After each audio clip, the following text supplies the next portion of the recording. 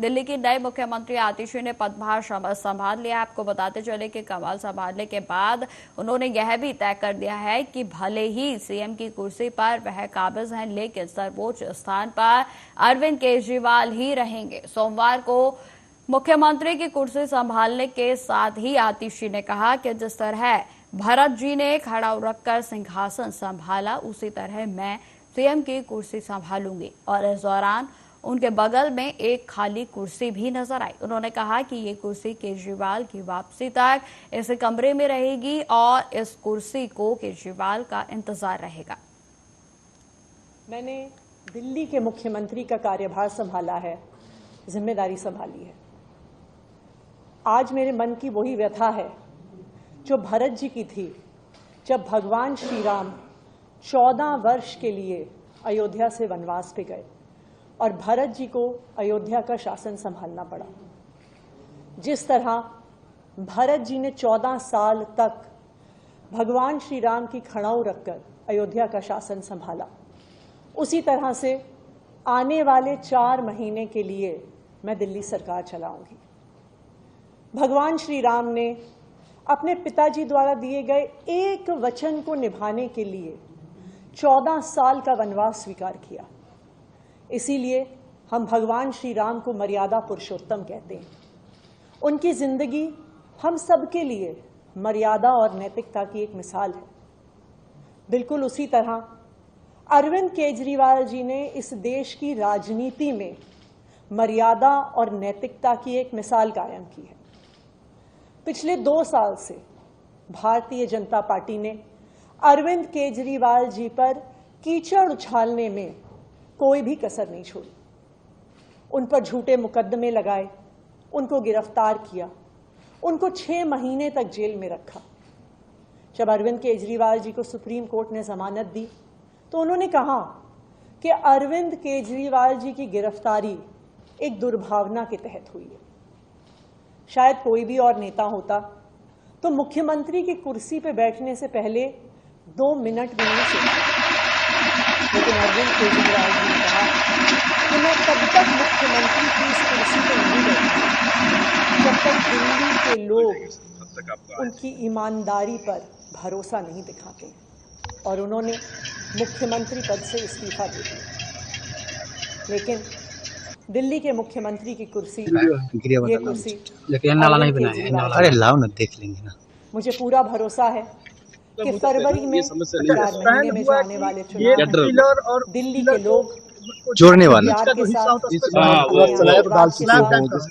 अपने भरोसे के साथ फिर से अरविंद केजरीवाल जी को मुख्यमंत्री की कुर्सी पर बिठाएंगे। तब तक ये कुर्सी इसी कमरे में रहेगी। तो वहीं आपको बताते चले कि जैसे ही आज आतिशी की ओर से मुख्यमंत्री के पद के बाद उनके द्वारा जो कार्यभार संभाला गया है, उसके बाद आपको बताते चले कि भारतीय जनता पार्टी पूरे तरीके से हमलावर हो गई है, जिसमें भारतीय जनता पार्टी की ओर से राष्ट्रीय प्रवक्ता शहजाद पुनेवाला ने उन पर तंज कसा है, जिसमें कि आपको बताते चले उनकी ओर से यह कहा गया है कि आतिशी ने जिस तरीके से अपने बराबर में कुर्सी रखी है, ये कुर्सी का निरादर है। उन्होंने कहा कि यह उन्होंने कुर्सी का अपमान किया है। आगे उन्होंने क्या कुछ कहा, आप सुनिए। दिल्ली को आज नया मनमोहन सिंह मिला है, उसके लिए दिल्ली वासियों को शुभकामनाएं। मनमोहन सिंह इसलिए क्योंकि असली पावर ऑफ मुख्यमंत्री तो केजरीवाल जी के पास ही रहेगा, वो डिफैक्टो सीएम रहेंगे। आतिशी जी को डीजीओर सीएम बनाया है। खड़ाऊ सीएम अगर सौरभ भारद्वाज और सोमनाथ भारती की भाषा बोले तो ये मेरे शब्द नहीं है। तो आज क्योंकि सीएम के रूप में डायरेक्टली फंक्शन नहीं कर पा रहे थे केजरीवाल जी, क्योंकि कोर्ट ने ऐसे बेल के कंडीशन डाले थे, तो अब एक मनमोहन सिंह टाइप या कह सकते हैं कि ओपीएस टाइप व्यवस्था यहां पर लागू कर दी गई है। इसके लिए दिल्ली वासियों को शुभकामनाएं। परंतु हमें भी पता है कि किस प्रकार से चाल और चरित्र नहीं बदला है, केवल चेहरा बदला है। और अगर चाल और चरित्र बदला है तो आतिशी जी से हाथ जोड़कर विनम्र एक रिक्वेस्ट है कि जो शीश महल 150 करोड़ का बना था। जनता जब त्राहिमाम कोविड में कर रही थी, तब केजरीवाल जी का कासल बना था।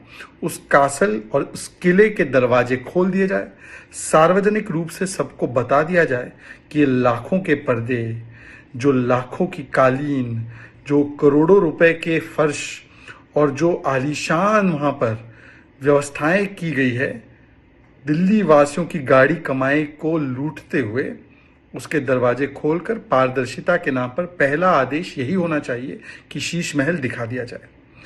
दूसरी बात, सवाल ये पैदा होता है कि जो आतिशी जी खुद एजुकेशन घोटाला, पीडब्ल्यूडी घोटाला, शराब घोटाला, जल बोर्ड घोटाला, इन सारी चीजों से ग्रसित थी, वो भ्रष्टाचार के खिलाफ क्या कार्रवाई कर पाएंगे अरविंद केजरीवाल के?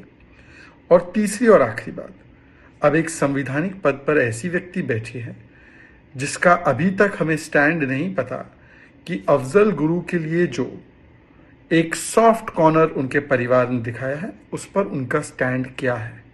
कैटेगोरिकल स्टैंड लेना चाहिए, क्योंकि आम आदमी पार्टी ने बाटला हाउस एनकाउंटर को भी एक प्रकार से फर्जी कहा था, सर्जिकल स्ट्राइक पे सबूत मांगे, पाकिस्तान के सुर से सुर मिलाए थे। तो आज आम आदमी पार्टी की तरफ से पता चलना चाहिए कि अधिकृत रूप से संवैधानिक पद पर बैठी हुई व्यक्ति या चीफ मिनिस्टर अफजल गुरु को आतंकी मानते हैं या अपने ही परिवार के उन व्यूज से इत्तेफाक रखते हैं जो सार्वजनिक पटल। मध्य प्रदेश के छिंदवाड़ा धार्मिक और सामाजिक सेवा का संगम कहे जाने वाले में श्री सुंदरकांड ग्रुप के छिंदवाड़ा के द्वारा प्रति शनिवार को लोगों के बुलावे पर निःशुल्क संगीत में सुंदरकांड महापाठ का आयोजन किया जाता है और साथ ही सामाजिक कार्य भी किए जाते हैं। और ग्रुप के द्वारा सुंदरकांड के साथ साथ राम नाम जाप धुन प्रभात फेरी के द्वारा भी लोगों को धर्म से जोड़ा जाता है। वहीं आपको यह भी बताते चले कि साथ ही ग्रुप ने रामनवमी में ऐतिहासिक राम जन्मोत्सव एवं नगर सहित संपूर्ण जिले के आसपास के साथ साथ संपूर्ण प्रदेश में भी अपनी एक अलग ही पहचान बनाई है। और इसी क्रम में ग्रुप के द्वारा श्री कमलेश्वर चौबतकर जी के निज निवास पर 5 घर पाठा पाठान और छिंदवाड़ा जिला छिंदवाड़ा में संगीत में सुंदरकांड का महापाठ किया गया।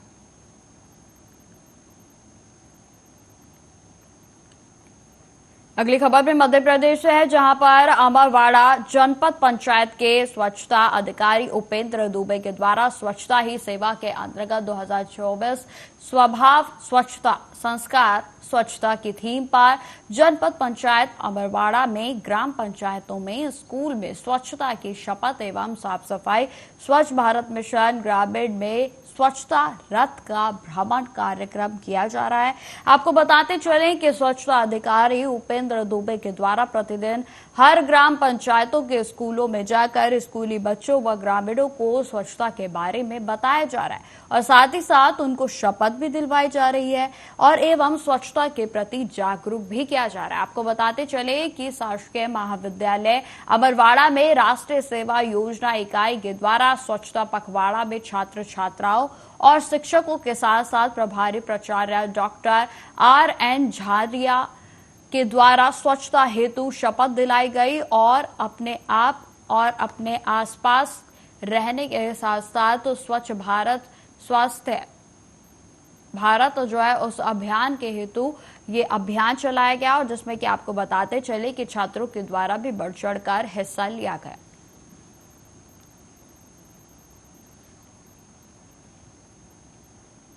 हरियाणा के टोहाना में एक जनसभा को संबोधित करते हुए गृह मंत्री अमित शाह ने कहा कि कांग्रेस ने हमेशा दलित नेताओं का अपमान किया है, चाहे वह डॉक्टर अशोक तंवर हो या फिर कुमारी शैलजा हो। डॉक्टर BR अम्बेडकर को कांग्रेस की सत्ता में रहने तक भारत रत्न नहीं दिया गया। भाजपा ने BR अम्बेडकर के सम्मान में पंच तीर्थ की स्थापना की थी और संविधान दिवस को भी घोषित किया गया। से दलित नेताओं का अपमान करने का काम कांग्रेस पार्टी ने किया, चाहे डॉक्टर अशोक तंवर हो, चाहे बहन कुमारी शैलजा हो, सबका अपमान कांग्रेस ने किया है। और आंबेडकर जी, जब तक कांग्रेस की सरकार नहीं गई, बाबा आंबेडकर को भारत रत्न नहीं मिला। और भारतीय जनता पार्टी ने 5 तीर्थ आंबेडकर जी के लिए बनाए और संविधान दिन मनाने की घोषणा की।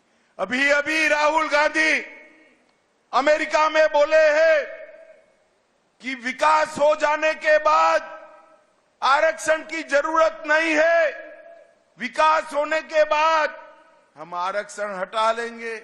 भाई हमारा हरियाणा तो पूरा विकसित है। आरक्षण चाहिए या नहीं चाहिए?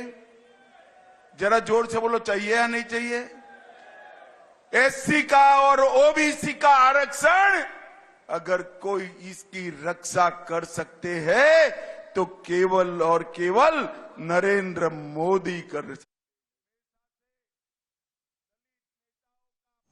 केंद्रीय कृषि मंत्री और झारखंड भाजपा चुनाव प्रभारी शिवराज सिंह चौहान ने कहा कि झारखंड की माताएं, बहनें, बेटियां अपील कर रही हैं कि झारखंड की माटी रोटी बेटी संकट में है और माटी मतलब विदेशी घुसपैठिए आ रहे हैं और बेटी मतलब बेटियां सुरक्षित नहीं हैं और रोटी का मतलब रोजगार नहीं है और इसलिए वो अपील कर रहे हैं कि माटी रोटी बेटी बचा लीजिए।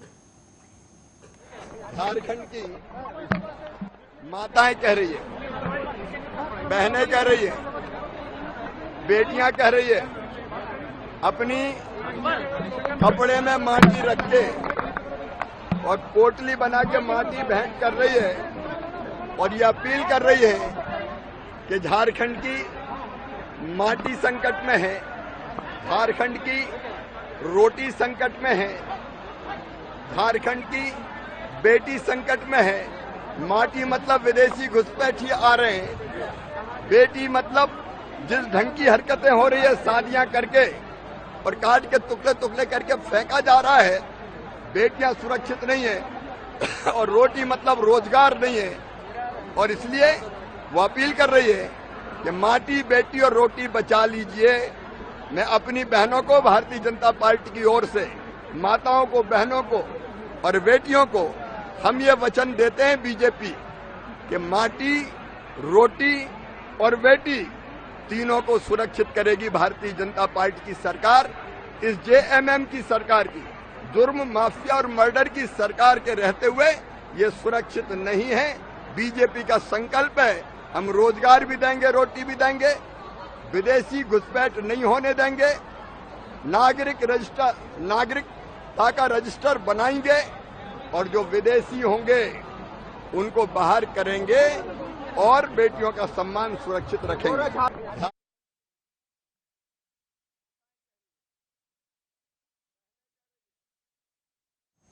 केंद्रीय मंत्री और बीजेपी के राष्ट्रीय अध्यक्ष जेपी नड्डा ने कहा कि यात्रा यह संकल्प लेने के लिए कि जिन लोगों ने आदिवासी भाइयों को धोखा दिया है उनके खिलाफ सख्त कार्रवाई की जाएगी। और जब झामुमो आदिवासी अस्मिता की बात करता है तो उनकी अस्मिता उनके अपने परिवार तक ही सीमित है। क्या चंपई सोरेन आदिवासी नेता नहीं है? क्या सीता सोरेन आदिवासी नेता नहीं है? उन्हें अपमानित क्यों किया गया? भोले भाले आदिवासी भाइयों की जमीनों को हड़पने का षड्यंत्र रच रहे हैं, उनसे सुरक्षा दिलाने की आवश्यकता है और उसके लिए ये यात्रा है। और ये यात्रा संकल्प लेने की यात्रा है कि जिन लोगों ने भी आदिवासी भाइयों के साथ छल किया है उनको कानून के दायरे में उनके खिलाफ कार्रवाई की जाएगी और जिसकी जगह जेल में होगी उसकी जेल में होगी और कड़ी कार्रवाई की जाएगी। इस बात का मैं आपको विश्वास दिलाना चाहता हूं। मित्रों, मैं यहां यह भी बताना चाहता हूं कि जब झारखंड मुक्ति मोर्चा आदिवासी अस्मिता की बात करता है तो उसकी अस्मिता एक परिवार तक सीमित है और वो अभी अपने परिवार तक सीमित है। मैं, मेरा परिवार, मेरे बच्चे, इससे ज्यादा नहीं है। क्या चंपई सोरेन आदिवासी नहीं था? क्या सीता सोरेन आदिवासी नहीं है? क्या वो उनको उनकी रक्षा करना हमारा काम नहीं था? उनको अपमानित क्यों किया गया? जिसको आप मुख्यमंत्री बनाते हो वो आपको छोड़ के चला जाता है, आप इतना अपमान करते हो। ये आदिवासी की अस्मिता की तुम बात करते हो। जिस तरीके का उनको आहत पहुंचाई गई चंपई सोरेन जी को, जिस तरीके से उनका अपमान किया गया, जिस तरीके से उनको एक तरीके से उनका उलाहना की गई, इसको भी सारा जीवन देने वाले जो हेमंत के पिताजी के साथ जिन्होंने झारखंड मुक्ति मोर्चा में आंदोलन किया, वह भी उनको छोड़कर चले आए। इसलिए मित्रों, एक बात ध्यान में रखिएगा कि अगर आदिवासियों का हित की किसी ने रक्षा की है और करेगी तो वह अकेली भारतीय जनता पार्टी है। इस बात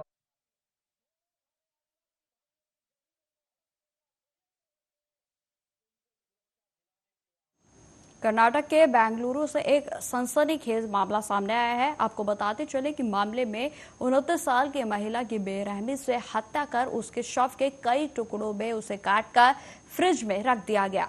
यह घटना व्यालीकावाल थाना अंतर्गत मुन्नेश्वर नगर की बताई जा रही है। आपको बताते चले कि पुलिस ने जानकारी देते हुए मामले में बताया कि मृतका का नाम महालक्ष्मी है और वो मूल रूप से नेपाल की बताई जा रही है। पुलिस ने आगे जानकारी देते हुए यह भी बताया कि महिला शादीशुदा थी और वो कुछ निजी कारणों की वजह से अपने पति हुकुम सिंह राणा और बच्चे से अलग रहती थी और उसके बच्चे नेलमंगला में रहते थे। वो पिछले 5 महीने से किराए के मकान में अलग रह रही थी और इस घटना को लेकर additional police commissioner Satish Kumar ने आगे जानकारी देते हुए यह भी बताया कि यह घटना इलाके में स्थित घर की पहली मंजिल पर हुई है। उन्होंने 4 से 5 दिन पहले इस घटना के होने की आशंका जताई थी और जिसके बाद पुलिस के अनुसार महिला दूसरे राज्य से यहां पर आई थी। पुलिस ने आगे कहा कि जांच पूरी होने के बाद इस मामले का खुलासा किया जाएगा। बताते चले कि हत्यारे ने महिला की हत्या करके उसके शव के कई टुकड़े कर दिए और उसे फ्रिज में रख दिया गया। As far as Vyalikaval murder case investigation is concerned, we are investigating the case from all angles, and more or less the culprit who is or the prime suspect who is likely to have committed this ghastly offence, he is identified. The only thing is we are yet to apprehend him, in the sense we have not yet caught him. So as and when the person is caught and further his interrogation is done, then we will be able to provide further details regarding the case. I already told that the prime suspect has already been identified. We have to physically arrest him. Only then we will know further details. At this stage, if I tell anything, it will be to the benefit of the accused, not to the public. So I refrain from giving any further details. But he is from Bangalore. Is he from Bangalore or outside? He is Uttar Pradesh के रायबरेली में हरचंदपुर थाना क्षेत्र के भीतर लकड़बग्घे का आतंक लगातार बढ़ता ही जा रहा है। लकड़बग्घे ने सिर्फ एक वनरोज को शिकार नहीं बनाया बल्कि एक ग्रामीण को भी अपना शिकार बनाया है। आपको बताते चले कि गांव में लकड़बग्घे के पक्षिन मिलने से लोगों में दहशत फैल गई है। लोग घरों में कैद रहने के लिए मजबूर हो गए हैं। आपको बताते चले कि रायबरेली में लगातार गांव के करीब लकड़बग्घे व सियार दिखने से ग्रामीणों में दहशत का माहौल है। बीते 15 दिनों से एक ही थाना क्षेत्र के अंतर्गत कई गांवों में सियार और लकड़बग्घे देखे जा रहे हैं और जिससे पूरे तरीके से ग्राम में दहशत का माहौल बना हुआ है। आपको बता दें कि सियार बेजुबान जो जानवर हैं उनको अपना निशाना बना रहे हैं और लगातार जिस तरीके से दहशत गांव में ग्रामीणों के बीच बढ़ती जा रही है उससे पूरे तरीके से जनजीवन लोगों का अस्त व्यस्त हो गया है।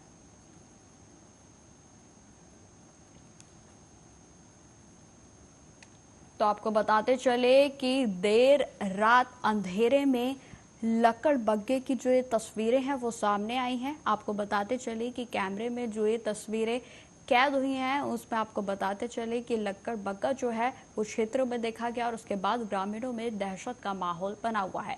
इसी खबर पर अधिक जानकारी के साथ रायबरेली से हमारे साथ ओम शंकर शुक्ला जी जुड़ गए हैं। तो ओम शंकर शुक्ला जी, जिस तरीके से लगातार सियार और लक्कड़ बग्गे का जो आतंक है वो बढ़ता ही जा रहा है। अभी बीते महीनों की बात की जाए तो सियार का आतंक जो है उसने नाक पे दम कर रखा था और अब एक बार फिर से ये तस्वीरें जो है वो सामने आई। बिल्कुल बता रहे हैं कि रायबरेली जनपद के हंसलपुर थाना क्षेत्र का जो एरिया है वहाँ के जो जंगल के किनारे बसे हुए गांव हैं उन पर लगातार जो है इस तरह की जो है सियार और लकड़बग्घों की चहलकदमी भेजी जा रही है। अभी जो है एक नीलगाय के बेजुबान जानवर पर हमला करके उसको मौत की घाट उतार दिया गया है। तो ग्रामीण बिल्कुल इस तरह की घटनाओं से दहशत में है और वो रात में जाग कर जो है वो अपने घर और परिवार और जो जानवर बंधे हुए होते हैं जो उनकी मुख्य आय का साधन रहते हैं, जैसे बकरी है, जी बचाने के प्रयास में है। बिल्कुल ओम शंकर जी, जैसे बात की जाए जिस तरीके से अगर बीते दिनों की बात की जाए तो कई दिनों के बाद जो है वो 6 सियार पकड़े गए थे और अब एक बार फिर से रायबरेली में यह आतंक जो है वो देखने को मिला। तो इससे वन विभाग की ओर से क्या कुछ तैयारियां अभी तक की गई हैं? हाँ बिल्कुल, मामला पूरा जिला प्रशासन की जानकारी में और वन विभाग की टीमें जो है उन सियार और लकड़बग्घों को पकड़ने के लिए लगा दी गई है, लेकिन अभी तक कोई भी पकड़ में नहीं आया है क्योंकि घना जंगल होने के कारण जो है ये देर रात निकलते हैं और जो घर के बाहर बंधे हुए बेजुबान जानवरों को निशाना बनाते हैं। लेकिन अनहोनी को लेकर जो है वो ग्रामीण पूरी तरह से दहशत में है और वो रात में जाग कर पहरा दे रहे हैं। बिल्कुल ओम शंकर शुक्ला जी, आखिरी सवाल मैं आपसे पूछना चाहूंगी, जिस तरीके से पहले अगर वन विभाग की बात की जाए तो कई दिनों के बाद जो है वन विभाग के हाथों में जो सियार थे 6 वो हाथ लगे थे। इस बार जिस तरीके से अब तस्वीरें सामने आई हैं इसमें आखिर कितने सियार हैं या फिर लक्कड़ बग्गे की बात की जाए तो कितने हैं जिनकी जो संख्या जो है वो अभी तक सामने आई है? लगभग 4 से 5 हैं जो एक गांव से दूसरे गांव को रात में सफर करते हैं और गांव जो जंगल के किनारे जो अकेला घर देखते हैं या बेजुबान जानवर कोई खेत ले जाता है या खूंटे पर भी बंधा रहता है, यहाँ तक कि जो वनलोल नीलगाय होती है उन पर भी हमला करने में ये नहीं चूक रहे हैं। तो ग्रामीण, हालांकि अभी किसी तरह से जनहानि की सूचना नहीं मिली है, लेकिन पूरी घटना से ग्रामीण बिल्कुल दहशत में है और वन विभाग की टीमें भी लगातार जो है इनको पकड़ने के लिए सर्च ऑपरेशन चला रही है। ठीक है ओम शंकर शुक्ला जी, आपका जानकारी देने के लिए बहुत बहुत धन्यवाद। तो फिलहाल इस बुलेटिन में इतना ही। देश दुनिया की तमाम खबरों की जानकारी के लिए बने रहे हमारे साथ। नमस्कार।